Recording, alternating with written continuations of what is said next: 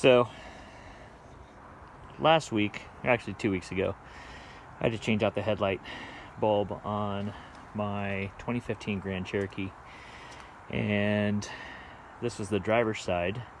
I checked out a couple YouTube videos, and the general consensus was the access panel right there in the fender well just doesn't get you to where you need to go. You got to be a contortionist with hands the size of a 3-year-old. So most people were saying take out the air box. So I did. It was still kind of a difficult job. Getting the air box out is not that hard, but still getting your hands in there and trying to free up the bulb out of the housing for the low beam light was still kind of a pain in the butt to get to, but I managed. So then a couple weeks later, my passenger side goes out. So I guess the lifespan on these is pretty accurate. Anyways, one thing I noticed on the YouTube videos was that they were all the 3.6 liter V6 in the Grand Cherokees, and mine has a diesel. That's the 3.0 diesel, and it has the reservoir right here. I didn't see a reservoir in the other videos. I might have missed it, but one thing people were saying was go ahead and take out this computer box and it should gain you access.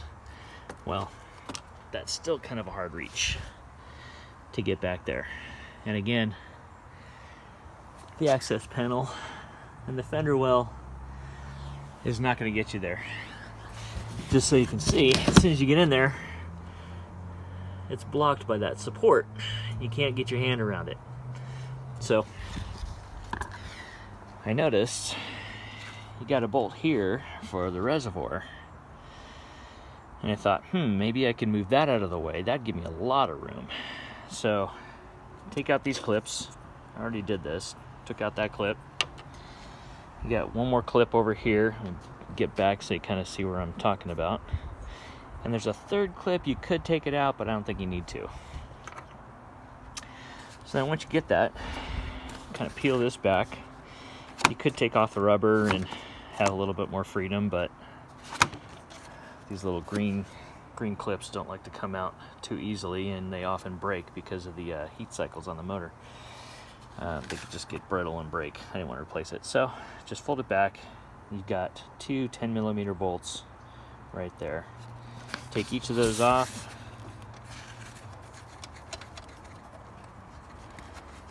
Get that one out.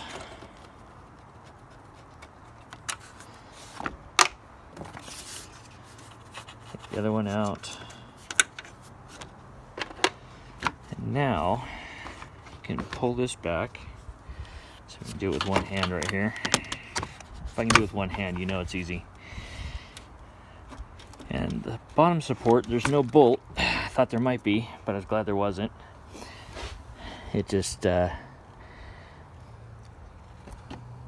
I'm not really sure where it hooks onto. It looks like it's got a little hook on there, but it just slid right back in place when I put it in. So just move that out of the way. Boom. And now you have access to, there's your high beam light, I believe. Yep, turn signal light to the left. And then still back in there, don't know if you can see in the camera, I'm having a hard time seeing it with this angle. Still back in there, that is that cap that goes over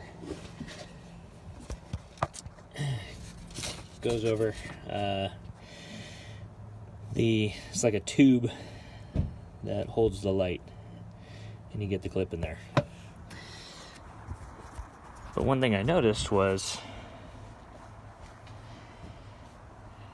the back of the bulb, where the clip goes into, was up against the housing around the light, and I couldn't get it turned. Now, because my Cherokee's lifted, I got a 2.5-inch lift with 32-inch tires. So I had to aim my headlights a little down so I wasn't pissing off the people in front of me. And what happened was, having the light down and down brought the back end up against the housing that it's in. I couldn't get it to twist. So I adjusted the headlight angle. You can see right there, kind of, sort of. Where is it? There it is. You can see there's a little socket there that you can do to adjust the headlights up or down. So I turned it, I believe it was clockwise, to get it to adjust upwards, which brought the back down, so then I could twist it off. So if you're having trouble getting in there, you might just go ahead and take a Phillips head screwdriver, put in that socket, and turn it either direction to see if you can get it at an angle to where it'll come out more easily. If you're having a hard time getting your hands in there too, because it's tight, you can do that.